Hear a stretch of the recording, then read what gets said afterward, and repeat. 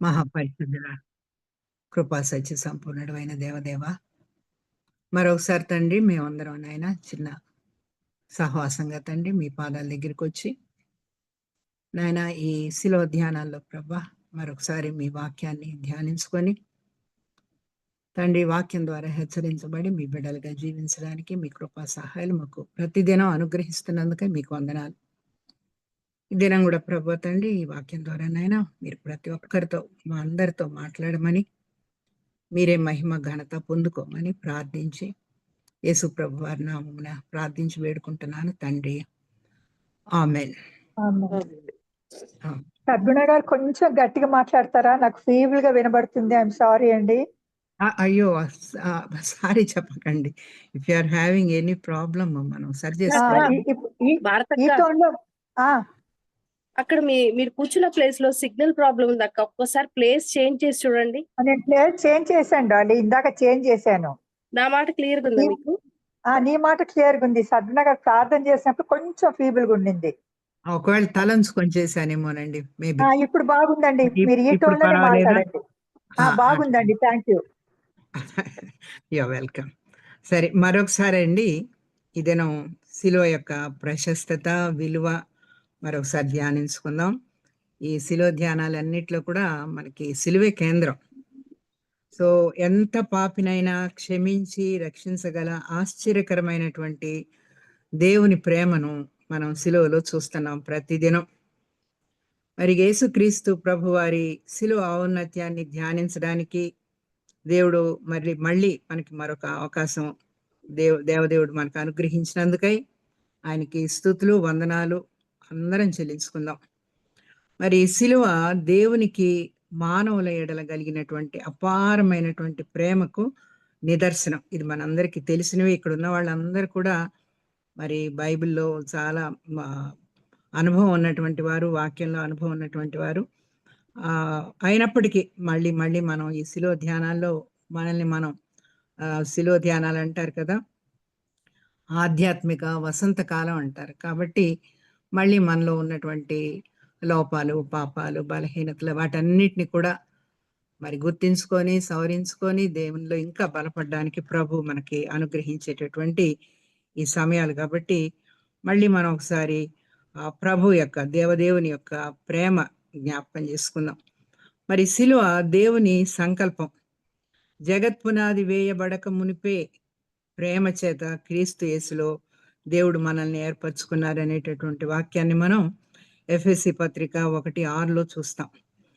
మరి మన రక్షకుడైనటువంటి యేసు ప్రభు పాప మానవాళికై పాప పరిహారార్థ బలిగా తాను శిలువలో బలియాగంగా దేవునికి అర్పించుకోవడం వల్ల శిలువ విలువ, స్థానం రెండు కూడా మారిపోయాయి. అంతవరకు పాపానికి, శాపానికి, శిక్షకు, మరణానికి సాదృశ్యంగా నిలిచినటువంటి శిలువ యేసు ప్రభు వారి మరణం తర్వాత దేవుని ప్రేమకు, కృపకు, క్షమాపణకు, రక్షణకు, నిత్య జీవానికి, మహిమకు గుర్తుగా మారినట్లు చూస్తున్నాం మనం. మరి ఆనాడు ఊరి వెలుపల ఉన్నటువంటి శిలువ ఈరోజు ఎక్కడుందో మనందరికీ తెలుసండి. అన్ని దేవాలయాల్లో మరి అందరం చాలా మంది దండల్లో కూడా, మెడల్లో కూడా వేసుకుంటూ ఉంటారు. అంతకంటే ముఖ్యంగా విశ్వాసుల హృదయాల్లో ఈ శిలువ వెలిసిందని మనం చెప్పుకోవాలి. శిలువలో విశ్వాసికి రక్షణ ప్రాప్తించింది. మరి ఈ శిలువ ధ్యానం అనేది మన హృదయాల్లో కేవలం ఈ లెంట్ టైంకి మాత్రమే పరిమితమై ఉండకూడదు. ఇది నిత్యం మన హృదయాల్లో ఉండాలి శిలువ. దాన్ని జ్ఞాపకం పెట్టుకుందాం. ఈరోజు లేఖన భాగంగా యోహాను సువార్త 12వ అధ్యాయం 20 నుంచి 33 డాలి చదువుతానా అంటే ఆ పండుగలో ఆరాధింపవచ్చిన వారిలో కొందరు గ్రీసు దేశస్థులు ఉండిరి. వారు గలిలయలోని బెత్సైదా వాడైన ఫిలిప్పు వద్దకు వచ్చి, అయ్యా, మేము యేసును చూడగోరుచున్నామని అతనితో చెప్పగా, ఫిలిప్పు వచ్చి ఆంద్రేయతో చెప్పెను. ఆంద్రేయు ఫిలిప్పును వచ్చి యేసుతో చెప్పిరి. అందుకు యేసు వారితో ఇట్లనెను, మనుష్య కుమారుడు మహిమ పొందవలసిన గడియ వచ్చి ఉన్నది. గోధుమ గింజ భూమిలో పడి చావకుండా ఎడల అది ఒంటిగానే ఉండును, అది చచ్చిన ఎడల విస్తారముగా ఫలించును. తన ప్రాణమును ప్రేమించువాడు దానిని పోగొట్టుకును. ఈ లోకంలో తన ప్రాణమును ద్వేషించువాడు నిత్య జీవం కొరకు దానిని కాపాడుకునని మీతో నిశ్చయముగా చెప్పుచున్నాను. ఒకడు నన్ను సేవించిన ఎడల నన్ను వెంబడింపవలెను. అప్పుడు నేను ఎక్కడ ఉండునో అక్కడ నా సేవకుడును ఉండును. ఒకడు నన్ను సేవించిన ఎడల నా తండ్రి అతని కనపరచును. ఇప్పుడు నా ప్రాణం కలవరపడుచున్నది. నేనేమందును? తండ్రి, ఈ గడియ తటస్థింపకుండా నన్ను తప్పించుము. అయినను ఇందుకోసమే నేను ఈ గడియకు వచ్చి తిని, తండ్రి, నీ నామము మహిమపరచుమని చెప్పాను. అంతటా నేను దానిని మహిమపరిచి తిని మరలా మహిమపరచును అని ఒక శబ్దము ఆకాశం నుండి వచ్చెను. కాబట్టి అక్కడ నిలుచుండి వినిన జనసమూహము ఉరిమెను అనిది. మరికొందరు దేవదూత ఒకడు ఆయనతో మాట్లాడిననిది. అందుకు యేసు, ఈ శబ్దము నా కొరకు రాలేదు, మీ కొరకే వచ్చెను. ఇప్పుడు ఈ లోకమునకు తీర్పు జరుగుచున్నది. ఇప్పుడు ఈ లోకాధికారి బయటకు త్రోసివేయబడును. నేను భూమి మీద నుండి పైకెత్తబడిన ఎడల అందరినీ నా యొద్దకు ఆకర్షించుకుందునని చెప్పెను. తాను ఏ విధంగా మరణం పొందవలసి ఉన్ననో సూచించుచు ఆయన ఈ మాట చెప్పెను. థ్యాంక్ యూ వెరీ మచ్ పాప. సరే, ఈరోజు ఆ లేఖన భాగ సందర్భాన్ని మనం చూసినట్లయితే యేసు ప్రభు వారు తన శిష్యులతోటి చివరిసారిగా పస్కా పండుగ ఆచరించడానికి యెరూషలేం పట్టణానికి వచ్చినట్లుగా చూస్తున్నాం. ఈ పస్కా ప్రత్యేకత ఏమిటంటే, లోక పాపాలని మోసుకొని పోతున్న దేవుని గొర్రెపిల్లగా యేసు ప్రభు వారే మానవుల పాప ప్రాయశ్చిత్తార్థం, అపరాధ పరిహారార్థ బలిగా శిలువలో తన ప్రాణాన్ని అర్పించబోతున్నారు. మరి యెరూషలేం పట్టణం అంతా పస్కా ఆచరించడానికి వచ్చినటువంటి ప్రజలతో నిండిపోయింది. మనకు తెలుసు, ప్రభు యెరూషలేం పట్టణంలోనికి ప్రవేశించినప్పుడు ఎంతమంది ప్రజలు ఉన్నారో, ఎంత హడావిడిగా ఉండిందో. మరి చిన్న గాడిద పిల్లని తీసుకురావడం, ఆయన్ని దాని మీద కూర్చోబెట్టడం, ఇవన్నీ కూడా మనందరికీ తెలుసు. సో ఆ రోజు వాళ్ళందరూ ఏమన్నారంటే, ప్రభు పేరట వచ్చుచున్న ఇశ్రాయేలు రాజు స్తుతింపబడునుగా కానీ స్తుతించినట్లు కూడా చూస్తున్నాం మనం. అట్లా ప్రభువుని పట్టణంలోనికి వాళ్ళందరూ కలిసి ఆహ్వానించారు. ప్రభు ఒక గొప్ప ప్రవక్త అని భావించారు.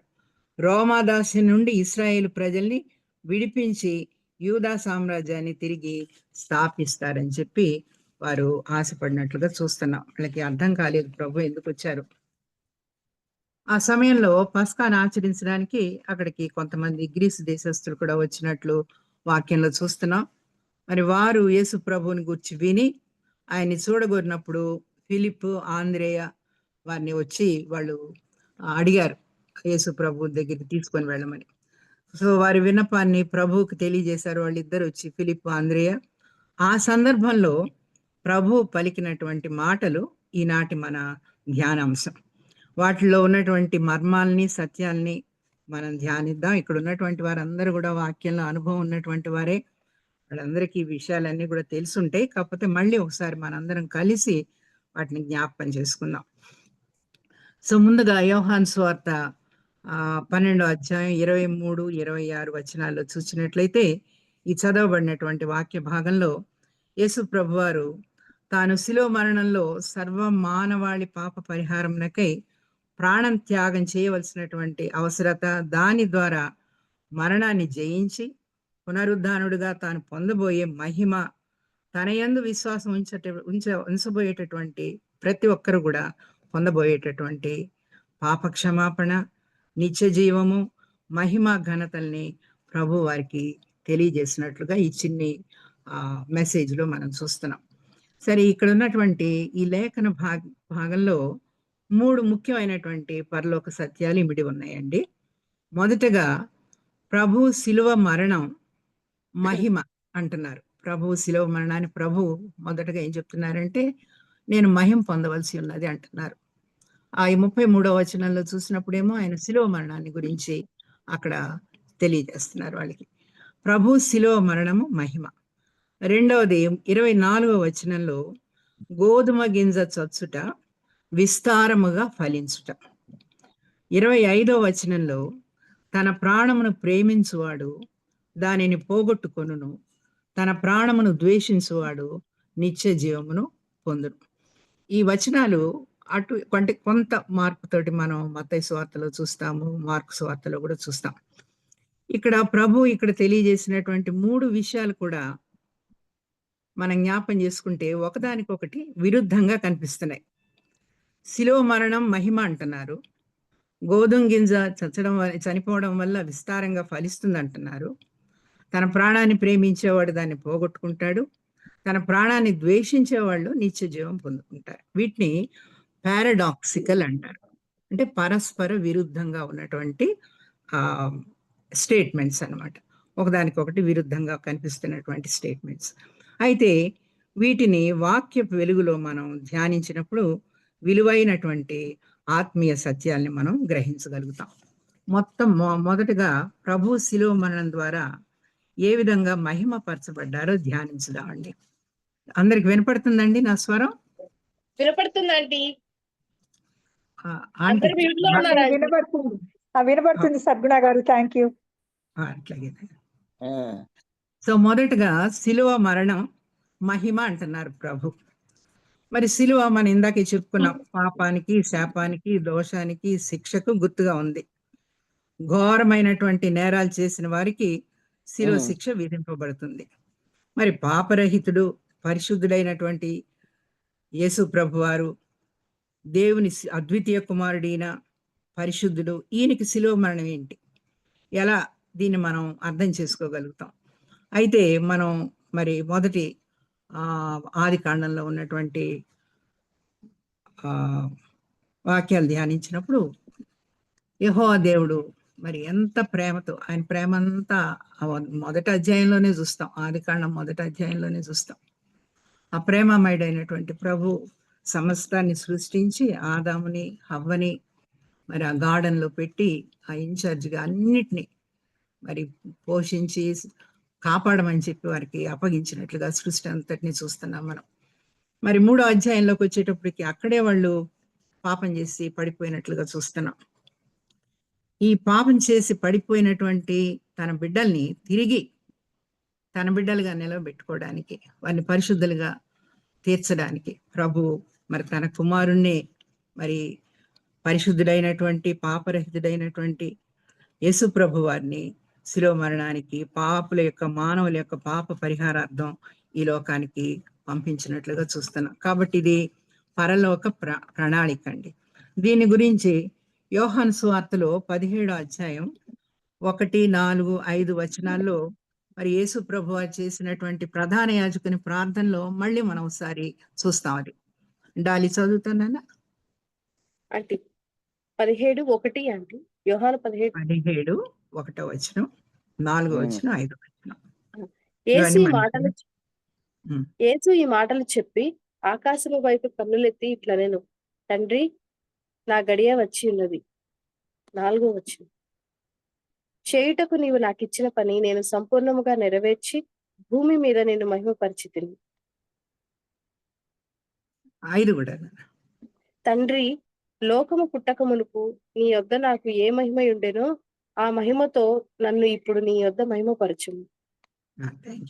Thank you. ఇక్కడ ప్రభు అంటున్నారు, ఇది అంటే ఈ శిలువ కార్యం, రక్షణ కార్యం జరిగిపోయినట్లుగా ప్రభు మాట్లాడడం మనం చూస్తున్నాం.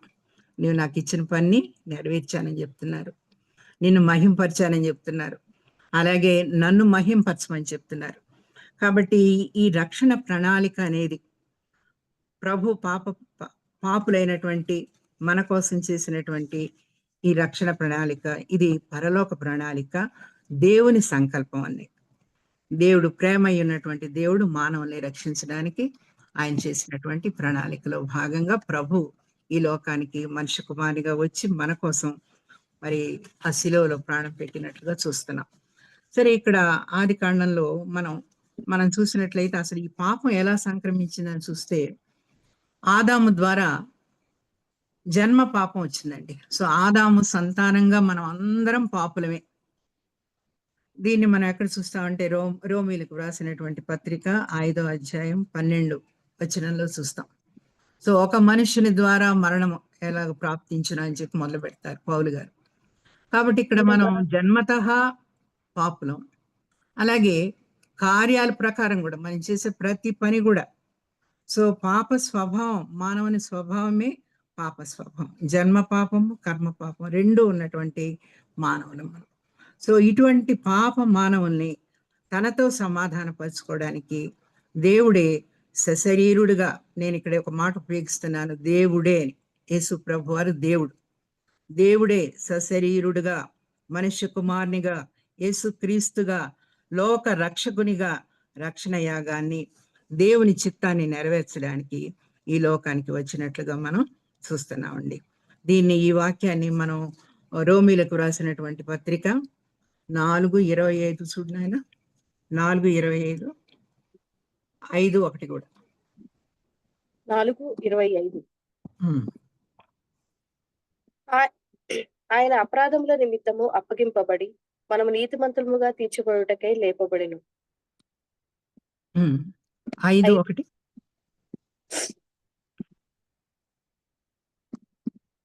కాబట్టి విశ్వాస మూలమున మనము నీతిమంతులముగా తీర్చబడి మన ప్రభువైన యేసుక్రీస్తు ద్వారా దేవునితో సమాధానం కలిగి ఉందము.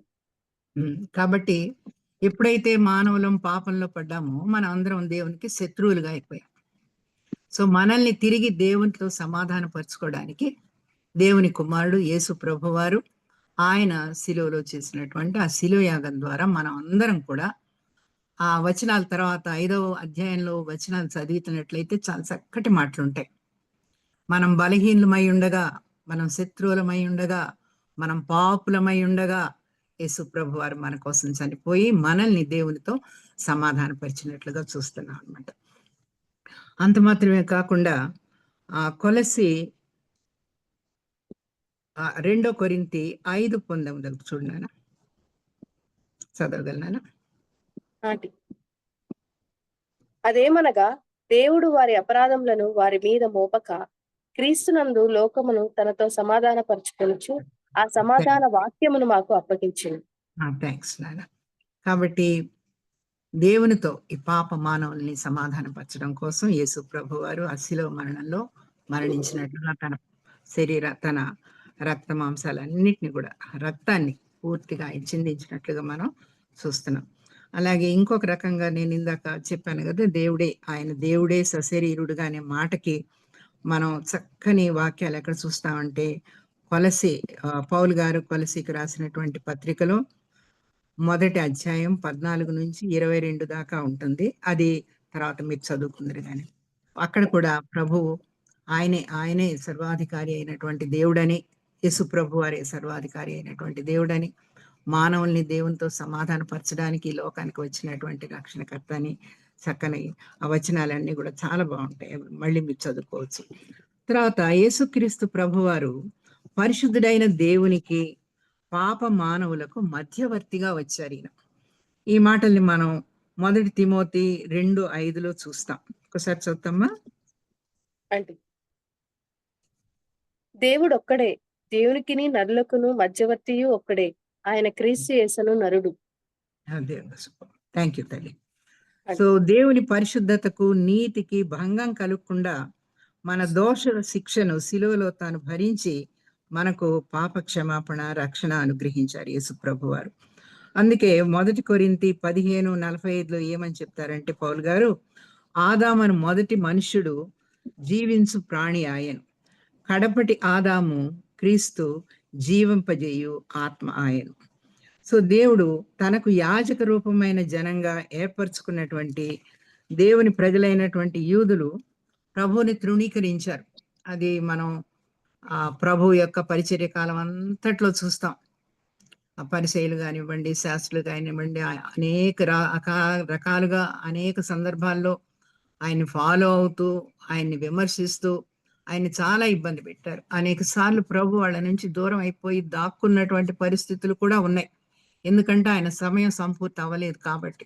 అందుకే కాలం సంపూర్ణమైనప్పుడు అనే మాట వస్తుంది కదా. కాబట్టి తను 3.5 సంవత్సరాలు ఆయన చేయవలసినటువంటి సేవ అంతా చేసి శిష్యుల్ని బలపరిచి సిద్ధపరిచి అప్పుడు ప్రభు మరి శిలువ మరణానికి ప్రయాణమై యెరూషలేముకు వచ్చినట్లుగా మనం చూస్తున్నాం అన్నమాట.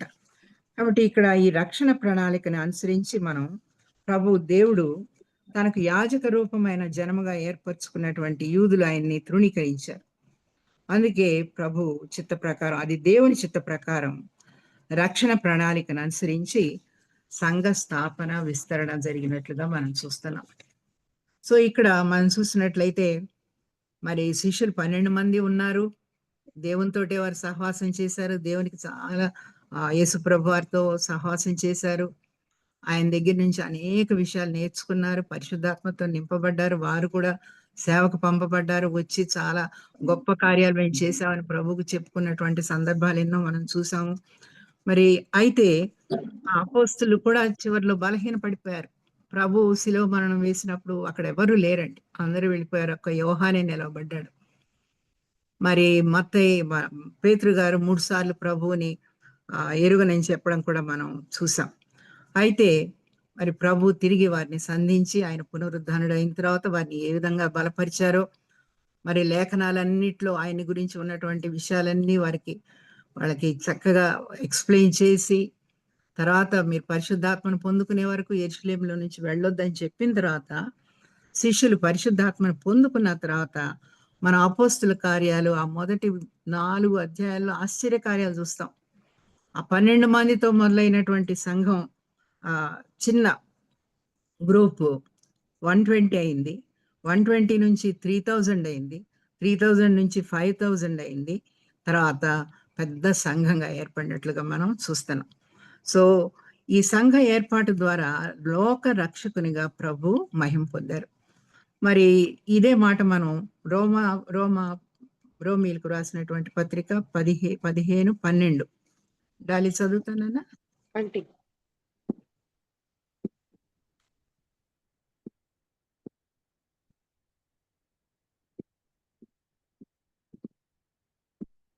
15 మరియు యెషయా ఇలాగు చెప్పుచున్నాడు, యెషయిలో నుండి వేరు చిగురు అనగా అన్యజనులు నేలుటకు లేచువాడు వచ్చును, ఆయన యందు అన్యజనులు నిరీక్షణ ఉంచుదురు.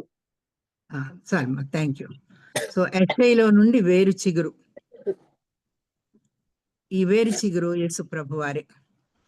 అన్యజనులను ఏలుటకు లేచువాడు వచ్చును, ఆయన యందు అన్యజనులు నిరీక్షణ ఉంచుదురు. మరి యేసు ప్రభు వారిని గూర్చినటువంటి సువార్త, రక్షణ సువార్త ఆయన శిష్యుల ద్వారా ప్రారంభమై లోకమందంతటా ప్రకటించబడిందండి. అంత మాత్రమే కాదు, ఇంకా ప్రకటించబడుతుంది, ఇంకా జరుగుతుంది.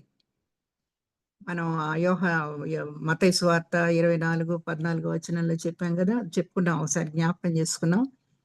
ఈ సువార్త లోకం అంతటా ప్రకటించబడిన తర్వాతే ప్రభు వారి రెండవ రాకడ ఉంటుంది. కాబట్టి that is one of the definite points అన్నమాట. ప్రభు మళ్ళీ రావాలంటే రెండో రాకడికి అదొక ఇంపార్టెంట్ ఫ్యాక్టర్. సో ఇక్కడ ఈ రక్షణ సువార్త ప్రారంభమే లోకం అంతటా ప్రకటించబడమే కాకుండా పౌలు భక్తుని ప్రభు ప్రత్యేకంగా అన్యజనులకు సువార్త ప్రకటించడానికి ఏర్పాటు చేసుకున్నట్లుగా మనం చూస్తాం. మరి ఆయన చిన్న ఆసియాలో, ఐరోపాలో ఎన్నో సంఘాలను ఏర్పాటు చేసి, మరి అవన్నీ కూడా దేవుని ఎరుగనటువంటి వారు, యేసు ప్రభు వారిని ఎరుగనటువంటి అన్యజనుల మధ్య స్వార్థ సేవ, ఎంతో ఘనమైనటువంటి సేవ జరిగించినట్లుగా చూస్తున్నాం.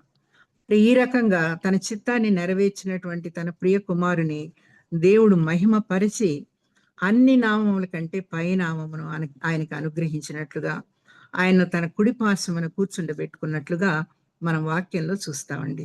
ఒకసారి ఎఫెసీ పత్రిక 1:20-21 వచనాలు చదవాలి డాలి. అంటే ఎఫెసీ 1:20-21 ఆయన ఆ బలాత్సయము చేత క్రీస్తును మృతులలో నుండి లేపి సమస్తమైన ఆధిపత్యము కంటెను, అధికారం కంటెను, శక్తి కంటెను, ప్రభుత్వము కంటెను ఈ యుగం నందు మాత్రమే కాక రాబో యుగం నందును పేరు పొందిన ప్రతి నామము కంటెను ఎంతో హెచ్చుగా పరలోకం నందు ఆయనను తన కుడిపార్శ్వంలో కూర్చుండబెట్టుకుని ఉన్నాడు. థ్యాంక్స్ నాన్న. దాంట్లో ఎంత చక్కని మాటలు ఉన్నాయి కంటే అన్ని నామముల కంటే పై నామాన్ని ఆయనకి ఇచ్చి తన కుడి పార్శ్వమున కూర్చుండబెట్టుకున్నారు. కాబట్టి ప్రభు ఇప్పుడు ఎక్కడున్నారు? దేవదేవుని యొక్క కుడి పార్శ్వమున ఉన్నారు. అంత మాత్రమే కాకుండా హెబ్రీ పత్రికలో కూడా 2వ అధ్యాయం 9bలో ఒకసారి నేను చెప్తాను. యేసు మరణము పొందినందున మహిమా ప్రభావములతో కిరీటము ధరించిన వానిగా ఆయనను చూచుచున్నాము. కాబట్టి యేసు ప్రభు వారు మహిమ ప్రవేశం చేశారు. మరి దేవుని యొక్క కుడి పార్శ్వమున ఉన్నారు. ప్రభువు తిరిగి త్వరలో రానై ఉన్నారు. అందుకే మనం అందరం ఈ లెంట్ దినాలు, ఈ లెంట్ ధ్యానాలు వీటిల్లో మన విశ్వాసాన్ని బలపరుచుకొని దేవుని బిడ్డలుగా జీవించడానికి ప్రతి సంవత్సరం ప్రభు మనకి ఈ అవకాశాలన్నిటిని ఇస్తున్నారు. కాబట్టి ఇక్కడ మనం యేసు ప్రభు వారు శిలువ మరణం ద్వారా మహిమ పరచబడ్డం చూస్తున్నాం. సో శిలువ మరణం అంటే ఒక నీచమైనటువంటి పాపులకి, దుర్మార్గులకి, దుష్టులకి ఇచ్చేటటువంటి మరణం యేసు ప్రభు వారి శిలువ మరణంతో అది మహిమకు కారణంగా మారిందనమాట. మరి ఆయన యందు విశ్వాసం ఉంచేటటువంటి మనం కూడా ఒక రోజున మనం ఇప్పటికే పాప క్షమాపణ పొందుకున్నటువంటి వారమే కంప్లీట్ గా రక్షణ కార్యాన్ని నెరవేర్చుకొని మనం కూడా ఆ నిత్య జీవాన్ని పొందుకుంటాం. ఒకరోజు ప్రభు సన్నిధిలో మనం ఉంటాం అనేటటువంటి ఆ చక్కని శుభ నిరీక్షణ ప్రభు మనకి అనుగ్రహించారు.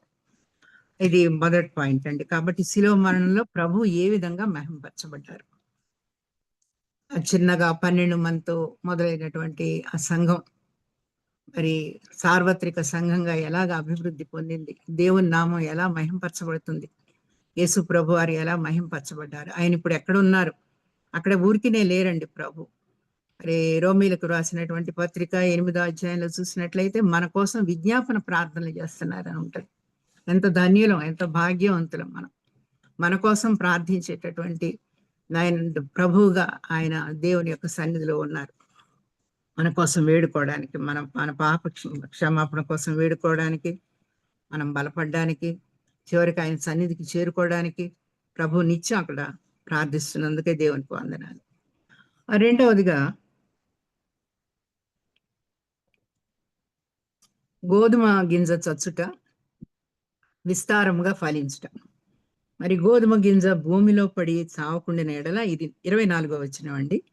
గోధుమ గింజ భూమిలో పడి చావకుండిన ఎడల అది ఒంటిగానే ఉండును, అది చచ్చిన ఎడల విస్తారముగా ఫలించును. ఇదేంటో చూద్దాం. మరి మనందరికీ తెలుసు, ఇవన్నీ పెద్దవాళ్ళంగా మరి చిన్నవాళ్ళకి అందరికీ తెలిసినటువంటి సత్యాలే. గోధుమ గింజ కానీ మరే విత్తనం అయినా భూమిలో పాతి పెట్టబడాలి. గింజ తనలో ఉన్న సమస్తాన్ని పోగొట్టుకొని క్రొత్త మొక్కకు జీవాన్ని ఇస్తుంది. విత్తనం చనిపోతేనే క్రొత్త మొక్క జీవం పోసుకుంటుంది, మొక్క ఎదిగి ఫలిస్తుంది. గింజ విత్తబడకపోతే ఏమవుతుందండి, అది ఒంటిగానే ఉండిపోతుంది, నశించిపోతుంది, లేకపోతే మనం ఉపయోగించుకుంటాం, ఇంతే. దాంట్లో ఇంకా నూతన జీవం అనేది ఉండదు, కనపడదు. మరి అదే విధంగా పాపం ద్వారా దేవుని సహవాసాన్ని కోల్పోయిన మానవులను నిత్య మరణం నుండి నిత్య జీవంలోనికి నడిపించడానికి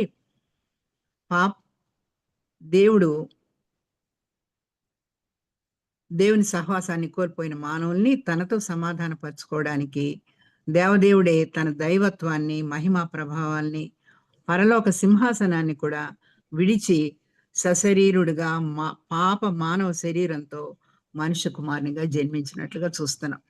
సో ఇక్కడ ఒక్కసారి ఆ విత్తనాన్ని, ఆ గోధుమ గింజని ప్రభువుతోటి మనం పోల్చుకుంటే ఆయన ఏ రకంగా మరి ఆయన సమస్తాన్ని పోగొట్టుకున్నారో జ్ఞాపకం చేసుకుందాం. మరి జన్మ, ఆయన పుట్టిన స్థలం చూస్తే ఎక్కడ పుట్టారండి, మనందరికీ తెలుసు కదా. ప్రభు పశువుల పాకలో పుట్టారు. మరి తర్వాత ఏమన్నారు, ఎవరో అడిగారు ఆయన ప్రభుని, నేను ప్రభు నేను వెంబడిస్తానని చెప్తే, మరి పక్షులకి గూళ్ళు ఉన్నాయి, ఆకాశ పక్షులకి గూళ్ళు ఉన్నాయి, అదే ఆ వాక్యం కంప్లీట్ ఉన్నాయి, కానీ మనుష్య కుమారునికి తలవాల్చుకోవడానికైనా స్థలము లేదని చెప్పారు. కాబట్టి ఆ 3.5 సంవత్సరాలు మనకు తెలుసు, ప్రభు పరిచర్య చేసినటువంటి 3.5 సంవత్సరాల్లో కూడా ఆయన ఎక్కడెక్కడ ఉన్నారండి. పేతురు ఇంట్లో ఉన్నారు. మరి అనేక సార్లు యెరూషలేముకి వచ్చినప్పుడల్లా కూడా మరియా మార్తల గృహంలో బస చేసినట్లుగా చూస్తున్నాం ప్రభువుని. మరి ఆయనకంటూ ఒక స్థలం లేకుండా జీవించినట్లుగా చూస్తున్నాం. అలాగే యెరూషలేములోకి రావాలి అని అంటే ఆయనకి ఏం కావాల్సి వచ్చింది, గాడిద పిల్ల కావాల్సి వచ్చింది. అది కూడా ఎవరిదోనో ఆ గాడిద పిల్లని పట్టుకొచ్చారు. మరి ఆయన చివరిసారిగా మరి శిష్యులందరితో కలిసి పస్కా భోజనం చేయాలంటే ఎక్కడ ఉండాల్సి వచ్చింది, ప్రభు గారు మేడగదిలో ఉండాల్సి వచ్చింది. అది కూడా ప్రభువుది కాదు, మేడగది వేరే వాళ్ళది. అలాగే చివరికి ఆయన శిలువ వేయబడ్డారు. ఆ శిలువ కూడా ఎవరిదండి, ఒక దొంగకి నియమించబడినటువంటి శిలువ. అలాగే ప్రభు చనిపోయిన తర్వాత ఆయన్ని మరి సమాధిలో పెట్టడానికి ఎవరు దుప్పించుకున్నారు, అందరి అరిమత్తయ్య యోసేపు సమాధిలో పెట్టుకున్నారు. కాబట్టి అసలు ఆ పుట్టిన దగ్గర నుంచి, ప్రభు పుట్టిన దగ్గర నుంచి, ఈ లోకానికి వచ్చిన దగ్గర నుంచి తలవాల్చుకోవడానికైనా స్థలం లేని వానిగా, నక్కలకు బొరియలు, ఆకాశ పక్షులకు గూళ్ళు ఉన్నాయి కానీ మనిషి కుమారునికి తలవాల్చుకోవడానికి స్థలం లేదు. అంతగా తగ్గించుకొని, అంటే కంప్లీట్ గా ఎంటీ చేసుకోవడం. గోధుమ గింజ ఎలాగైతే తనలో ఉన్నదంతా పోగొట్టుకుంటుందో, అలాగే తన మహిమనంతటిని ఆయన పోగొట్టుకొని తను తాను రిక్తునిగా చేసుకొని, పరిశుద్ధుడైనటువంటి దేవుడు, సర్వశక్తిమంతుడైనటువంటి దేవుడు తనకంటూ ఏమి లేనివానిగా రిక్తుని చేసుకున్నట్లుగా చివరిగా క్రూరమైనటువంటి శాపగ్రస్తమైనటువంటి శిలువ మరణంపై ఆయన మరణించినట్లుగా మనం చూస్తున్నామండి. ఇవన్నీ దేనికండి? మన పాపం నిమిత్తం, మన ఒక్కొక్కరి కోసం. పరిశుద్ధుడు, పాపమెరుగని ప్రభు లోక పాపంగా చేయబడ్డారు. అందుకే యోహాను సువార్త 1:29 మరి బాప్తిసం ఇచ్చు యోహాను గారు ఏమంటున్నారంటే, లోక పాపములు మోసుకొని పోవు దేవుని గొర్రె పిల్ల అని చెప్పి ఆయన వర్ణిస్తున్నాడు. మన పాపాలన్నిటినీ ఆయన శరీరంలో భరించారు ప్రభు. అలాగే మన శిక్ష భరించారు. భయంకరమైనటువంటి దేవుని ఉగ్రత, మన పాప శిక్ష ఎంత ఉగ్రత అంటే, మరి చివరిగా ఆయన ఎలోయి ఎలోయి లామా సబక్తాని అంటున్నారు. ప్రభా ప్రభా నన్ను ఎందుకు చేయి విడిచితివి? నీ చెయ్యి నా చెయ్యి పాపులమైనటువంటి మన చేతులు పట్టుకోవడానికి, మనల్ని తనతో సమాధానపరచుకోవడానికి ఆయన తన కుమారుని చేతిని విడవాల్సి వచ్చింది. అందుకే ఆ టైంలో 12 నుంచి 3 గంటల దాకా భయంకరమైనటువంటి చీకటి అని చెప్తారు. ఆ చీకటి దూర దేశాల్లో ఉన్న వాళ్ళు కూడా గమనించారంట, నేను వేరే బుక్స్ లో చదివాను. కాబట్టి ఆ భయంకరమైనటువంటి చీకటి దేవుని నుండి యేసు ప్రభు వారు దూరం అయిపోయినప్పుడు, ఆ త్రిత్వంలో ఉన్నటువంటి ఒక తత్వం దూరం అయిపోయినప్పుడు, ఆ భయంకరమైనటువంటి చీకటిని, దేవుని ఎడబాటుని ప్రభు మన కోసం భరించినట్లుగా చూస్తున్నాం. మరి ఆయన మన పాప క్షమాపణకై తన పరిశుద్ధ రక్తాన్ని చివరి బొట్టు వరకు చిందించినట్లు చూస్తున్నాం. అలాగే ప్రభు శిలువ మానుపై ఉండగానే రక్షణ చిగిరించినట్లుగా చూస్తున్నాం. ఇప్పుడు చెప్పాం కదా, గోధుమ గింజ చనిపోతే ఏమవుతుంది? విస్తారంగా ఫలిస్తుంది అని చెప్పుకుంటున్నాం కదా. ఈ ఫలింపు ఎక్కడ మొదలైందండి? ప్రభు శిలువ మీద ఉండగానే మొదలైందండి. ఆ రక్షణ చిగురించడం చూస్తున్నాం. మరి డిస్మాస్ అనేటటువంటి దొంగ, ఆ శిలువ వేయబడినటువంటి దొంగ అక్కడ రక్షించబడ్డాడు. ప్రభా నన్ను మీతో పాటు నన్ను జ్ఞాపకం చేసుకోండి పరదేశంలో అని చెప్తున్నాడు. అలాగే రోమా శతాధిపతి, సైనికులు, వీళ్ళందరూ రక్షణ పొందడం చూస్తున్నాం. మరి అపోస్తుల కార్యాల్లోకి వచ్చేటప్పటికి మరి సంఘం ఏర్పడడం, పరిశుద్ధాత్మ కుమ్మరింపు తర్వాత సంఘం ఏర్పడడం, సంఘ అభివృద్ధి, ఇవన్నీ యేసు ప్రభు వారి మరణ పునరుద్ధానాలతో మొదలైనటువంటి రక్షణ. ఆ శిష్యులు పరిశుద్ధాత్మతో నింపబడి రక్షణ సువార్త ప్రకటించడం ద్వారా సంఘ స్థాపన, సంఘ అభివృద్ధి, పౌలు భక్తుని యొక్క స్వార్థ సేవ అన్యజనులకు ప్రకటించబడడం, వీటన్నిటి ద్వారా మరి ప్రపంచం అంతటా కూడా రక్షణ సువార్త ఫలించి అభివృద్ధి చెందుతుంది. అందుకే 1 పేతురు 1:23 చదువునానా ఉండాలి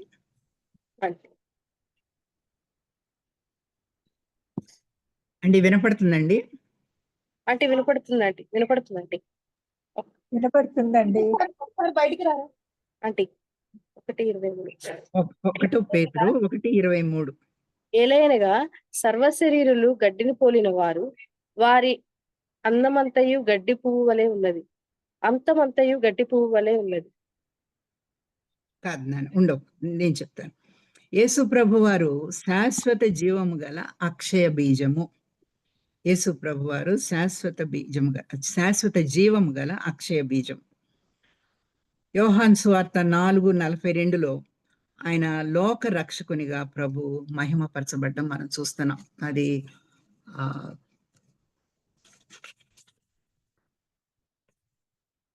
సమరయ స్త్రీని గురించినటువంటి ఉదంతంలో ఆ ఊర్లో ఉన్నటువంటి ప్రజలందరూ ప్రభు దగ్గరికి వచ్చి, నీవే నిజంగా లోక రక్షకుడు అని చెప్తున్నారు. మరి ఆ కనాను స్త్రీ, ఆ కనాన్ దేశంలో నుండి వీళ్ళు వెళ్ళేవాళ్ళు కాదండి. యోదయ ప్రాంతంలో నుంచి గలిలేకి వెళ్ళాలంటే చుట్టూ తిరిగి వెళ్ళేవాళ్ళు, కనాన్లోకి వెళ్ళేవాళ్ళు కాదు. అటువంటిది ప్రభు ఆ రోజు ఉద్దేశపూర్వకంగా ఆ బిడ్డను రక్షించడం కోసమే, అన్యజనుల కోసమే ప్రభు ఆ రోజు మరి అక్కడ సమరయ స్త్రీని కలుసుకున్నట్లుగా చూస్తున్నాం. అక్కడే మనం బైబిల్లో లోకరక్షకుడు అనేటటువంటి మాట మనం గమనిస్తామండి.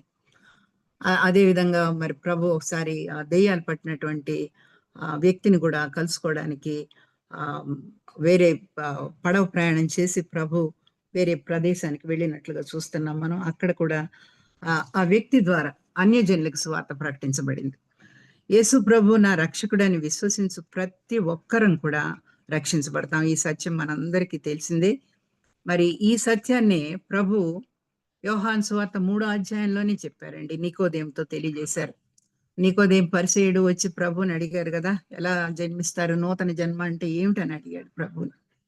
అప్పుడు ప్రభు చెప్పినటువంటి మాటలు మన యోహాను సువార్తలో 3వ అధ్యాయంలో 14, 15, 16 వచనాల్లో చూస్తామండి. ముఖ్యంగా 14, 15 వచనాల్లో నేను చదువుతాను. అరణ్యములో మోషే సర్పమును ఎలాగు ఎత్తెనో అలాగే విశ్వసించు ప్రతి వాడు నశింపక ఆయన ద్వారా నిత్యజీవం పొందినట్లు మనుష్య కుమారుడు ఎత్తబడవలెను. సో ఇక్కడ ప్రభు మళ్ళీ తాను పొందబోయేటటువంటి శిలువ మరణాన్ని గురించి ఆ మొట్టమొదట యోహాను సువార్త 3వ అధ్యాయంలోనే నికోదేముతో ప్రస్తావించినట్లుగా చూస్తున్నాం. అయితే నికోదేము ఏం అర్థం కాలేదు ప్రభు ఏం చెప్తున్నారు. తర్వాత మనం 3:16లో చూస్తాం కదా, దేవుడు లోకమును ఎంతో ప్రేమించిన కాగా ఆయన ద్వితీయ కుమారుని యందు విశ్వాసం ఉంచు ప్రతివాడు రక్షించబడతాడని. తర్వాత తన చిత్తాన్ని నెరవేర్చినటువంటి తన ప్రియ కుమారుని దేవుడు మహింపరిచినట్లుగా చూస్తున్నాం. అది ఇందాక మనం చెప్పుకున్నామండి. మనం కూడా మరి దేవుణ్ణి మహింపరచాలంటే, దేవుని బిడ్డలముగా మనం జీవించాలి అంటే, దేవుని కోసం ఫలించాలంటే మన ప్రాచీన స్వభావాన్ని ఇప్పుడు దాకా యేసు ప్రభు వారు ఎలాగైతే గోధుమ గింజ మొత్తం పోగొట్టుకొని ఎలాగైతే మరి అధికంగా ఫలిస్తుందో, విస్తారంగా ఫలిస్తుందో చూసాం. అలాగే దేవుని యందు విశ్వాసం ఉంచినటువంటి ప్రతి విశ్వాసి మనం అందరం కూడా దేవునిలో ఫలించాలంటే ఏం చేయాలి?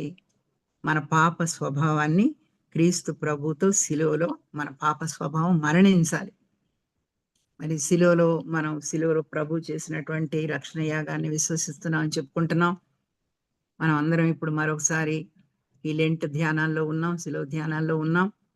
మరి మనలో ఏమైనా ఇంకా దేవునికి ఇష్టం లేనివి, బలహీనతలు ఏమైనా ఉన్నట్లయితే వాటన్నిటిని కూడా మనం విడిచిపెట్టి దేవుని బిడ్డలంగా, దేవుని కోసం ఫలించే వారంగా మన పాత ప్రాచీన స్వభావాన్ని క్రీస్తు ప్రభుతో శిలువలో దాన్ని శిలువ వేసి నూతన జీవితాన్ని ప్రారంభించడానికి, నూతన సృష్టిగా మారడానికి మా ప్రభు మనకి సహాయం చేయాలి.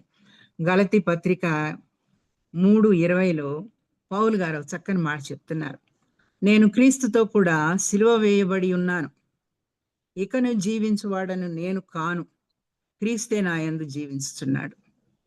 అలాగే 2 కొరింథీ 5:17లో కూడా పౌలు గారిది ఇది కూడా, క్రీస్తునందున్న ప్రతి విశ్వాసి నూతన సృష్టి అని చెప్పి పౌలు గారు చెప్పడం మనం చూస్తున్నాం. సో మనలో ఉన్నటువంటి పాప స్వభావం ప్రభు యొక్క మరణ సాదృశ్యంలో మరణించి, ప్రభు యొక్క పునరుద్ధాన సాదృశ్యంలో క్రీస్తునందు విశ్వాసం ద్వారా నూతన స్వభావాన్ని ధరించుకొని పరిశుద్ధాత్మను పొందుకొని మనం నూతన జీవితాన్ని ప్రారంభించాలి. కాబట్టి దీనికి స్టెప్స్ ఏంటంటే పశ్చాత్తాపం, అక్కడి నుంచి మారు మనస్సు, రక్షణ, నూతన జీవం, ఆత్మ సహాయంతో నూతన జీవితాన్ని జీవిస్తాం, నిత్య జీవనంలోనికి ప్రవేశిస్తాం. అందుకే ప్రభు ఏమంటున్నారంటే పౌలు గారు 1 కొరింథీ 11:1లో చాలా చక్కటి ప్రొక్లమేషన్ ఇది. నేను క్రీస్తును పోలి నడుచుకొనుచున్న ప్రకారము మీరును నన్ను పోలి నడుచుకోండి అని. ఒక మానవుడు సరే, యేసు ప్రభు వారు నన్ను పోలి నడుచుకోమని చెప్తున్నారు, అది వేరే విషయం. ప్రభు ఆయన పరిశుద్ధుడు, దేవుని కుమారుడు. ఇక్కడ పౌలు గారు నేను క్రీస్తుని పోలి నడుచుకొనుచున్న ప్రకారము నన్ను పోలి మీరు నడుచుకోండి అని చెప్తున్నారు. దేవుణ్ణి మహింపరచు వారముగా, దేవుని కొరకు ఫలించు వారముగా జీవించడానికి దేవుడు మనకి సహాయం చేయను గాక. అందుకే యోహాను సువార్త 15వ అధ్యాయంలో ప్రభు మరి ఆ ద్రాక్షవల్లి తీగల్ని గురించి చెప్తున్నారు ప్రభు, ఎవడు నా యందు నిలిచి ఉండునో, నేను ఎవని యందు నిలిచి ఉండునో వాడు బహుగా ఫలించును, మీరు బహుగా ఫలించుట వలన నా తండ్రి మహిమపరచబడును. కాబట్టి శిలువ ధ్యానాల్లో ఉన్నటువంటి మనం మన విశ్వాస జీవితాన్ని పరీక్షించుకుందాం. పాపులమైనటువంటి మన రక్షణ కొరకు శిలువలో ప్రాణత్యాగం చేసిన ప్రభువుకి మన హృదయాల్ని, జీవితాన్ని పునరంకితం చేసుకోవాలని చెప్పి మనం అందరం జ్ఞాపకం చేసుకుందాం. మూడవదిగా, తన ప్రాణమును ప్రేమించువాడు దాన్ని పోగొట్టుకొను, ఈ లోకములో తన ప్రాణమును ద్వేషించువాడు నిత్య జీవం కొరకు దాన్ని కాపాడుకొనును. దీని గురించి కూడా ఒక 5-10 నిమిషాలు చెప్తానండి. సరే, ఇక మనం ఇవి మనకి బాగా తెలిసినవే. తన్ని తాను ప్రేమించుకొనని వ్యక్తులు అంటూ ఎవరు ఉండరేమో కదా. మానవులకు నేను, నాది, నాకు, ఇవి స్వభావ సిద్ధంగా మనకు వచ్చేవి. నా సంతోషం, నా ఆరోగ్యం, నా బిడ్డలు, నా కుటుంబం, వీటికే మనం అత్యంతమైనటువంటి ప్రాధాన్యతనిస్తాం. మన సమయాన్ని, మన జ్ఞానాన్ని, మన శక్తి సామర్థ్యాలు మన కోసమే వినియోగించుకుంటాం. ఈ జీవితం శాశ్వతం కాదని మనకు తెలుసండి. ఈ శరీరాన్ని, ఈ లోకాన్ని, లోకంలో ఉన్న సమస్తాన్ని ఒక దినం విడిచిపెడతామని కూడా తెలుసు. మనిషికి మరణం తప్పదని తెలుసు. అందుకే రోమపత్రిక 8వ అధ్యాయం 5వ వచనం 5వ వచనంలో చూస్తే, శరీరానుసారమైన మనస్సు మరణం అంటున్నాడు పౌలు గారు. శరీరానుసారమైన మనస్సు మరణం. ఇక దట్ ఈస్ ద ఎండ్. అక్కడి నుంచి మనం దేవునికి దూరం అయిపోతాం. అదే నరకం అంటున్నాం మనం. సో శరీరానుసారమైనటువంటి మనసు అయినప్పటికీ, ఇంత తెలిసినా కూడా మనకి శరీరానుసారమైన మనస్సు మరణం అని తెలుసు. అయినప్పటికీ ఈ లోక జీవితం కోసం నిత్యం శ్రమిస్తూనే ఉంటామండి. మరి ఈ లోక జీవితం కోసం మాత్రమే ఆశించే వాళ్ళం నిత్య జీవాన్ని పోగొట్టుకుంటారని బైబిల్ గ్రంథం మనకి చాలా స్పష్టంగా చెప్తుంది. మరి 1 యోహాను 2:15లో యోహాన్ భక్తుడు చెప్తున్నాడు, నేత్రాశ, శరీరాశ, జీవిత డంబం ఇవన్నీ కూడా లోక సంబంధమైనవే. లోకమునైనను, లోకంలో ఉన్న వాటినైనను ప్రేమించకుడి అని చెప్పి మరి యోహాన్ భక్తుడు చెప్తున్నట్లుగా చూస్తున్నాం. అంత మాత్రమే కాదు, ఫిలిప్పీ పత్రికలో పౌలు గారు 3:20, 21 చక్కని మాటలు చెప్తున్నారు. అని మనకు ఒకసారి జ్ఞాపకం చేస్తున్నారు. మన పౌరస్థితి పరలోకమందున్నది అని చెప్తున్నారు. మనం పరలోక పౌరులం. We don't belong to this world. ఇది కాదు మన శాశ్వత నివాసం దేవునితో పరలోకంలో ఉండవలసినటువంటి వాళ్ళం. కాబట్టి ఈ ఆ వాక్యాలన్నిటిని మనం అనేకసార్లు చదువుకుంటున్నాం. అయితే వీటిని మనం జీవితానికి అన్వయించుకుంటున్నామా లేదా అని చూసుకోవాలి. ఈ జీవితాలు అశాశ్వతమైనవి. ఇక్కడ మనం కేవలం యాత్రికులం. మన గమ్యం పరలోక కనాను, దేవుని సన్నిధి, దానికి చేరుకోవాలి. కాబట్టి మన అందరం కూడా మరి ఈ స్వార్థల్లో, దేవుని వాక్యంలో శిష్యులు ఏ విధంగా జీవించారో జ్ఞాపకం చేసుకుందాం ఒకసారి. యేసు ప్రభు వారి శిష్యులందరూ కూడా వారి ప్రాణాలని దేవుని కోసం పణంగా పెట్టి స్వార్థ ప్రకటించినట్లుగా చూస్తున్నాం. మరి మన జీవితాలు ఎలాగున్నాయి? మనం స్వార్థపరులుగా, లోకస్తులుగా జీవిస్తున్నామా, దేవుని బిడ్డలుగా జీవిస్తున్నామా? ఒకసారి మనల్ని మనం పరీక్షించుకుందాం. మరి ఈ సందర్భంగా యాకోబు రాసినటువంటి పత్రికలో 4వ అధ్యాయం 4వ వచనంలో, ఈ లోకముతో స్నేహము దేవునితో వైరం అని చెప్తున్నారు యాకోబు గారు. మత్తయి సువార్త 6:24లో యేసు ప్రభు వారు ఏమని చెప్తున్నారంటే, దేవునికిని సిరికిని దాసులుగా ఉండలేరని ప్రభు చెప్తున్నారు. సో మనకి ఈ ధనంతో అవినాభావ సంబంధం అండి. పొద్దున్న లేస్తే ప్రతిరోజు మరి ప్రభు చెప్పారు కదా, ఏమి తిందుమో, ఏమి త్రాగుదమో, ఏమి ధరించుకుందామో అని. ఈ శరీరాన్ని గురించి, వీటన్నిటిని గురించి ఆలోచించొద్దు, నేను మిమ్మల్ని పోషిస్తాను, రేపటిని గురించి చింతించకండి అని చెప్పారు. ఇవన్నీ మనం చదువుకుంటాం. బట్ స్టిల్ మనలో ఇంకా ఆ స్వభావం ఇంకా ఉన్నది అని చెప్పి పోయిందని మనం చెప్పలేం, ఉన్నదని అనుకోవాలి. ఇంకా మరి ఈ సందర్భాన్ని గుర్తు చేసుకొని ప్రభు లూకాసు వార్త 12వ అధ్యాయంలో, ఇంకా జస్ట్ ఒక 5 minutes టైం ఇవ్వండి నాకు. లూకాసు వార్త 12వ అధ్యాయంలో ఒక చక్కని ఉదాహరణ చెప్పినట్లుగా మనం చూస్తున్నాం. అక్కడ ఒక యవనస్తుడు వచ్చి అడిగాడు, ప్రభువా, నాకు నా సహోదరుడు ఆస్తిలో నా భాగం ఇవ్వడం లేదు, కొంచెం అతన్ని హెచ్చరించండి అని చెప్పి అడుగుతున్నాడు ప్రభువుని. అడిగినప్పుడు ప్రభు ఒరేయ్ ఏమిటి నాయనా ఈ ఆస్తులు పంచడానికి కాదు నేను వచ్చిందని ప్రభు చెప్తూ ఒక ధనవంతుని ఉపమానం చెప్పారు. మీ అందరికీ తెలిసిందే అది. ఆ ఉపమానంలో ఆ ధనవంతుడు నేను నేను నేను అని ఎన్నిసార్లు చెప్పారో మనం లెక్క పెట్టుకోవాలి అని. చాలా పండింది దానికోసం కోట్లు కడతాను, అవి నింపుకుంటాను, నింపుకొని నా ప్రాణంతో చెప్పుకుంటాను, ప్రాణమా సుఖించుము, తినుము త్రాగుము సుఖించుము, నీ జీవితానికి కావాల్సిన ఎంత సంపాదించి పెట్టాను అనుకుంటాడు. అయితే దేవుడు వెరివాడా నీ నీ నీ ప్రాణాన్ని ఈ రోజే అడుగుతున్నాను, ఈ ధనం అంతా ఏమవుతుందని అని చెప్పి ఒక చక్కని ఆ ఉపమానాన్ని ప్రభు అక్కడ చెప్పినట్లుగా చూస్తున్నాం. ఆ ధనాశ సమస్త కీడులకు మూలం అని చెప్పి మనం చదువుకుంటున్నాం వాక్యంలో. కాబట్టి మనం ఎట్లా ఉంటున్నామో మనల్ని కూడా మనం పరీక్షించుకుందాం. మరి ఈ సందర్భంగా నేను ఒక ఇద్దరు వ్యక్తుల్ని కూడా జ్ఞాపకం చేయాలని అనుకుంటున్నాను. లూకాసు వార్తలోనే 18వ అధ్యాయంలో 19వ అధ్యాయంలో ఇద్దరు వ్యక్తుల్ని చూస్తామండి.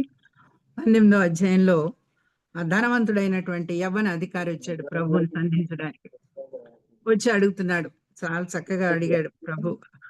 ఆ నిత్య జీవాన్వేషణలో జీవాధిపతి అయినటువంటి ప్రభువుని కలిశాడు. కలిస్తే ప్రభు అడిగారు, నాయనా ఇవన్నీ పాటిస్తున్నావని చెప్పి 6 కమాండ్మెంట్స్ అడిగారు ప్రభు. అన్ని చేస్తున్నాను ప్రభు అని చెప్పాడు. చాలా ధనవంతుడు, అధికారి కూడా. అయితే ప్రభు ఏం చెప్పారంటే, సరే అయితే నీ ధనాన్ని అంతటిని బేదలకి ఇచ్చేసేసి నువ్వు వచ్చి నన్ను వెంబడించని చెప్పారు. ఇంకంతే, మళ్ళీ కనపడలేదు, వెళ్ళిపోయాడు. కాబట్టి తర్వాత శిష్యులు అడిగారు, ఏంటి ప్రభు ఇది? ప్రభు చెప్పారు, ధనవంతుడు దేవుని రాజ్యంలో ప్రవేశించడం చాలా దుర్లభం. మనందరికీ మాట తెలుసు, ధనవంతుడు దేవుని రాజ్యంలో ప్రవేశించుట దుర్లభము. శిష్యులు అడిగారు, ప్రభు మరి అయితే ఎవరు వెళ్తారు, పరలోక రాజ్యంలో ఎవరు ఉంటారంటే 19వ అధ్యాయంలో చివరిలో చదవండి, భలే చక్కగా ఉంటాయి. ప్రభు చెప్తారు, నా కోసం ఈ లోకంలో ఉన్న వాటన్నిటిని వదిలించుకొని నన్ను వెంబడించేవాళ్ళు. మరి ఆ శిష్యులతో ఏం చెప్పారంటే, మేము ఎక్కడ ఉంటామని అడిగారు వాళ్ళు. నాతో పాటే ఉంటారు, నాతో పాటు మీరు కూడా 12 సింహాసనాల మీద కూర్చొని యాకోబు వంశస్థులందరికీ మీరు తీర్పు తీరుస్తారని చెప్తూ, నా కోసం ఈ లోకంలో ఉన్న వాటిని విడిచిపెట్టేవాళ్ళు నిత్య జీవాన్ని స్వతంత్రించుకుంటారని చెప్పడం మనం చూస్తాం. అటువంటి అవన్నీ జ్ఞాపకం చేసుకున్నప్పుడు మనం ఎలా ఉన్నాం, మనం కూడా ఇంకా ఇంకా ఈ లోకంలో ఉన్నటువంటి వాటి కోసం ఇంకా తాపత్రయపడుతున్నామా? దేవుడు మనందరినీ చాలా ఆశీర్వదించారు, ఏది తక్కువ లేదు. దేవుని కోసం దేవుని బిడ్డలుగా ప్రార్థనా పరులుగా, ముఖ్యం పెద్దవాళ్ళం ఎక్కువ మంది ఉన్నాం, ప్రార్థనా పరులుగా మనం జీవించాలి. తర్వాత ఇదే సందర్భంలో లూకాసు వార్త 19వ అధ్యాయంలో జక్కయ్య స్టోరీ మనందరికీ తెలుసండి. చాలా ధనవంతుడు, మరి సుంకర్లకి కొంచెం లీడర్. ఆయన చాలా ధనం సంపాదించుకున్నాడు అన్యాయంగా. అయితే తన మనసులో ఒకటి మొదలైంది, తను హీస్ ఫీలింగ్, తన ఆ పాప భారాన్ని ఫీల్ అవుతున్నాడు. ఏదో లోపం తన జీవితంలో. యేసు ప్రభు వస్తున్నారని చెప్పి విన్నప్పుడు చూడడానికి వెళ్ళడం, ఆ రక్షించబడ్డం, ప్రభు ఆ కుటుంబంలోకి వెళ్ళడం. నేడు నేను నీ ఇంట ఉండవలసిందని చెప్పారు ప్రభు. ఇంట్లో చేర్చుకున్నాడు, హృదయంలో చేర్చుకున్నాడు, ఇంట్లో చేర్చుకున్నాడు. తను చేసిన తప్పులన్నీ ఒప్పుకున్నాడు. ఎవరి దగ్గరైనా తీసుకుంటే 4 వంతులు ఇస్తానన్నాడు. ప్రభు చక్కని మాటలు చెప్తున్నారు అక్కడ. నేడు ఈ ఇంటికి రక్షణ వచ్చి ఉన్నది. ఒక జక్కయ్యకే కాదు, నేడు ఈ ఇంటికి రక్షణ వచ్చి ఉన్నది. కాబట్టి మనం ఎలా ఉన్నామో ఆలోచించుకుందామండి. సో ధనాన్ని వదిలించుకొని నిత్య జీవాన్ని సంపాదించుకున్నాడు. మరి ప్రభువే మన రక్షణకర్త, మన నిత్య జీవం. మనం ఎలా ఉన్నామో, మనం ప్రయారిటీస్ ఎలా ఉన్నాయో మనల్ని మనం పరీక్షించుకుందాం. ఈరోజు మరి జక్కయ్యని పిలిచినటువంటి దేవుడు మనల్ని కూడా పిలుస్తున్నారండి. వినడం చూడడం కాదు, మనం చాలా వాక్యాలు వింటున్నాం ప్రతిదినం. మరి ప్రభు కృప చూస్తున్నాం, అనుభవిస్తున్నాం. ప్రభువుని వెంబడించాలి, ప్రభు సేవలో మరి ఈ లోకంలో ఉన్న సమస్తాన్ని విడిచిపెట్టడానికి సిద్ధపడాలి మనందరం కూడా. అందుకే చివరిగా ప్రభు ఏం చెప్పారంటే 26వ వచనం. Dolly are you there Nandi? Aunty చెప్పండి. యోహాను సువార్త 12:26. ఓకే. ఒకడు నన్ను సేవించిన ఎడల నన్ను వెంబడింపవలెను, అప్పుడు నేను ఎక్కడ ఉండునో అక్కడ నా సేవకుడును ఉండును. ఎవడు నన్ను సేవించిన ఎడల నా తండ్రి అతను గనపరచును. ఒకడు వండర్ఫుల్ తల్లి, చక్కని వాక్యం వచ్చాడు. నన్ను సేవిస్తే ఏమన్నారు మళ్ళీ చదివినా? ఒకడు నన్ను సేవించిన ఎడల నా తండ్రి అతని గనపరచును. వండర్ఫుల్, వండర్ఫుల్ నాన్న, థ్యాంక్ యూ. సో యేసు ప్రభు వారిని వెంబడించేవారు లాగా ఉండాలండి. వెంబడించేవారు ఎలా ఉండాలని చెప్పారు ప్రభు? మత్తయి సువార్త 16:25లో, మార్కు సువార్త 8:34-35లో, అన్ని స్వార్థలో ప్రభు చెప్పారు. తన సిలువనెత్తుకొని నన్ను వెంబడింపనివాడు నాకు పాత్రుడు కాడు. తన సిలువనెత్తుకొని నన్ను వెంబడింపనివాడు అంటే, సిలువనెత్తుకోవడం అంటే ఈ లోకంలో ఉన్న వాటన్నిటినీ పూర్తిగా వాటిని కేర్ చేయకూడదు. నాట్ దట్ అంటే అన్ని వదిలేసుకొని ఆనందించడం ఇవన్నీ కాదు, ఆ సెన్స్లో కాదు. అంటే మనం ఈ వేటికి ప్రయారిటీస్ ఇస్తున్నాం, వేటికి ప్రాముఖ్యతనిస్తున్నాం, ఈ లోకంలో మనకు కావాల్సినటువంటి వాటికంటే ఎక్కువగా ధనం కోసం కానీ, ఉద్యోగాల కోసం కానీ, ఇంకా ఏదో కావాలి, ఆ తాపత్రయం కాదు. తను వెంబడించే వారిగా ఉండాలని, క్రీస్తు కోసం శ్రమ పడడానికి వెనుకాడని వారుగా, అందుకే సిలువనెత్తుకొని అంటున్నారు, వెనుకాడని వారుగా ఉండాలని, సేవ చేసేవారుగా ఉండాలని, క్రీస్తుని పోలి నడుచుకోవాలని, ఆయన నడిచిన మార్గంలో, అంటే ఆయన నడిచిన మార్గం అంటే మనకు తెలుసు, చాలా గేడి చేశారు, చాలా ప్రశ్నించారు, చాలా తొందర చేశారు, చాలాసార్లు కొట్టడానికి ప్రయత్నించారు, చివరికి సిలువే వేశారు. ఆయన నడిచినటువంటి మార్గంలో, శ్రమల మార్గంలో, సిలువ మార్గంలో ప్రభు సాక్షులుగా ఆయన సేవలో మరణించడానికి వెనుకాడని వారుగా జీవించాలి. పౌలు గారు ఏమంటున్నారంటే, ఫిలిప్పీలకు రాసిన పత్రిక 1వ అధ్యాయంలో, బ్రతుకుట క్రీస్తే, చావైతే లాభం అని చెప్తున్నారు. ప్రభుకై జీవించాలి. మనకి ప్రభువే అంటే బ్రతుకుట క్రీస్తే మనకు కావాలి. ప్రభు శిష్యుల జీవితాలు మనకి మాదిరి కావాలి. దేవునిపై ఆధారపడుతూ దేవుని పరిచర్య కొనసాగించాలి. నిత్య జీవాన్ని పొందుకోవాలి. ఆయన సేవలో నమ్మకంగా ఉన్న వారిని తండ్రి ఘనపరుస్తానని అంటున్నారు. కొలస్సీ 3:4 చదువునానా?